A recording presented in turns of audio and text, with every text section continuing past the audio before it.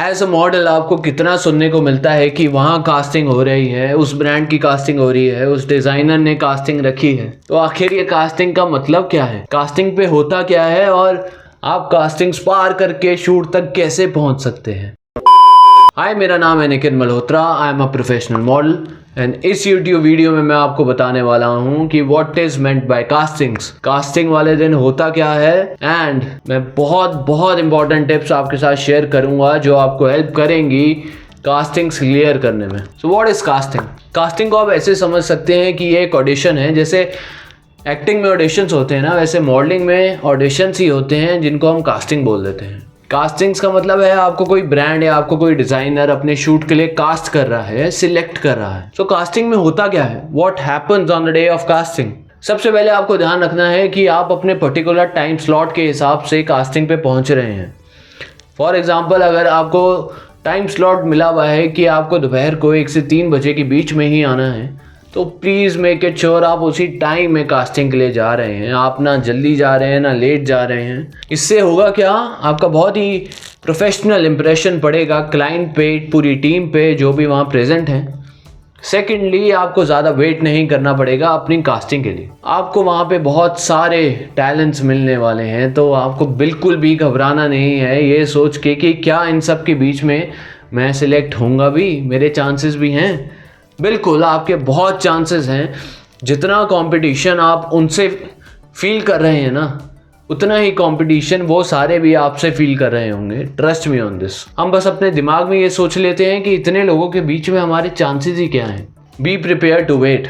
आप कास्टिंग के लिए जाते हैं तो वहाँ पे आपको बहुत टाइम भी लग सकता है। आपका कम से कम 2 से 3 घंटे का टाइम लेके चलिए कि आपको लगेगा। अगर आप मेंटली प्रिपेयर्ड होंगे कि हाँ मुझे कास्टिंग में टाइम लगेगा, तो आप वहाँ जाके फ्रस्ट्रेट नहीं होंगे कि यार मुझे लाइन में खड़ा होना पड़ रहा है, मेरी बारी कब आएगी। अगर आप फ्रस्ट्रेट हो जाते हैं कास्टिंग पे जाके थोड़ा ज़्यादा वेट करके, तो जब आपकी कास्टिंग होगी तब आप इतना अच्छे से परफॉर्म नहीं कर पाएंगे एंड इवेंचुअली आपके चांसेस कम हो जाएंगे कास्टिंग क्लियर करने के लिए। अब आपकी टर्न आ गई है कास्टिंग के लिए। तो कास्टिंग पे बेसिकली एक स्टूडियो सेटअप होगा, एक कैमरा लगा होगा, पूरी शायद क्लाइंट की टीम भी वहाँ बैठी हो, प्रेजेंट हो। आपको सबसे पहले वो कहेंगे कि थोड़े बेसिक पोजेस आप कैमरा के सामने कर दीजिए ताकि उनको वो कैप्चर कर ले for future reference.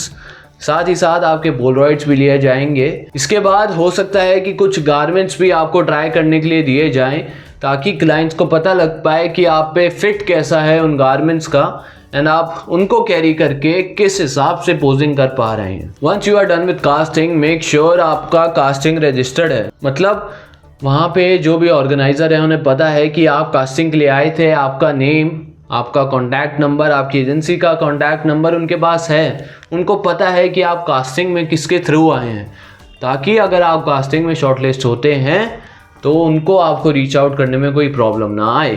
Also make it sure casting पे जाने से पहले आपको पता हो कि क्या वो ओपन कास्टिंग है या फिर वो शॉर्टलिस्टेड कास्टिंग है। अगर ओपन कास्टिंग है तो yes, you should go for it. अगर शॉर्टलिस्टेड कास्टिंग है एंड आपकी प्रोफाइल शॉर्टलिस्टेड नहीं हुई है, तो आपको उस कास्टिंग में जाने की कोई ज़रूरत नहीं है। आप अपना टाइम वेस्ट मत कीजिए। अगर आपको किसी शॉर्टलिस्टेड कास्टिंग में बुलाया जाए, आपकी प्रोफाइल, आपका पोर्टफोलियो देख के तभी जाइए, वरना मत जाइए, क्योंकि वहाँ पे आपका बहुत टाइम वेस्ट हो सकता है। क्योंकि क्लाइंट्स को वही फेसेस की कास्टिंग करनी है जिनको उन्होंने उनके पोर्टफोलियो से शॉर्टलिस्ट किया है।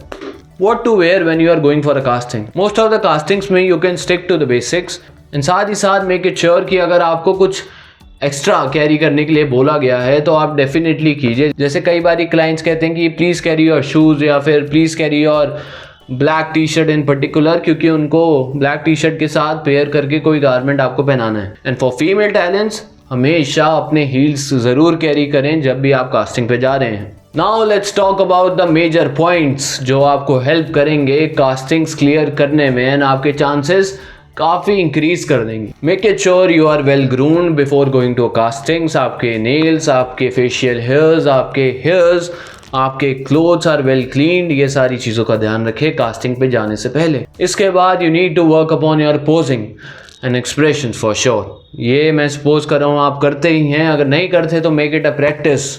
एंड स्पेशली अगर आप किसी पर्टिकुलर ब्रांड की कास्टिंग पे जा रहे हैं तो आप देख के जाइए उनके वेबसाइट पे, उनके इंस्टाग्राम पे जाके देखिए कि what type of posing they are expecting from you, या what type of posing works for such brand and such designers जिनके लिए आप कास्टिंग पे जा रहे हैं। इसके बाद जब भी आप कास्टिंग पे जाते हैं तो मेक इट श्योर वहाँ पे आप लोगों के साथ नेटवर्क करना ना भूलें।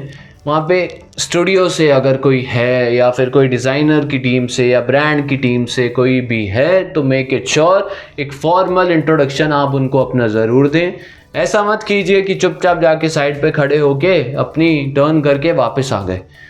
आपके words can make a big impact आपकी सिलेक्शन में, ट्रस्ट मी ऑन दिस। अगर आप एक स्टूडियो में जाते हैं या किसी रूम में जाते हैं एंड दैट लिट्स अप, तो इवेंचुअली क्लाइंट को या फिर डिज़ाइनर को ज़रूर ऐसा फील होगा कि this talent has something different from others. Also make it sure कि आप अपना नाम रजिस्टर करा रहे हैं, अपनी एजेंसी का नाम रजिस्टर करा रहे हैं, अपने कॉन्टैक्ट डिटेल्स रजिस्टर करा रहे हैं कि हाँ अगर हम शॉर्ट लिस्ट होएँ तो उनको रीच आउट करने में, क्लाइंट को आपको रीच आउट करने में कोई प्रॉब्लम ना हो। Also greet your fellow talents with a smile and उनसे बात करने की कोशिश करो। अगेन ये नेटवर्किंग में ही आ जाता है। बस इसमें ये है कि आपको क्लाइंट के साथ साथ अपने फेलो टैलेंट्स जो वहाँ पे कास्टिंग के लिए आए हैं उनके साथ भी नेटवर्क करना है। One of the most important things that I would like to tell you is that अगर आप कास्टिंग के दौरान किसी दूसरे टैलेंट को अच्छे से पोज करते हुए देख रहे हैं तो बिल्कुल घबराइए मत एंड ऐसा मत सोचिए कि अगर मैं उसको कॉपी करूँगा तो मेरे चांसेस बढ़ जाएंगे।